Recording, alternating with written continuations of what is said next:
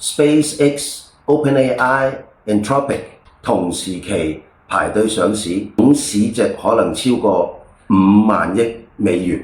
我想問下大家呢，究竟呢3隻巨無霸上市係到底係泡沫啊，定係信念呢？喺信念派嗰邊講話，啲投資者話結果可以買到改變全世界嘅公司啦。SpaceX 馬斯克送佢上埋火星 ，OpenAI 就話嗰啲 AI 顛覆咗全球 ，Anthropic 就係企業 AI 嘅驚人增長。呢啲公司上市呢，就話唔係睇咩嘢市盈率嘅，係睇你未來想像力嘅空間。泡沫派就話呢，而家呢啲公司上市呢，就好似2000年互聯網之前嘅景象差唔多。佢哋就話而家改變世界嘅故仔呢，次次都話今次會唔同嘅。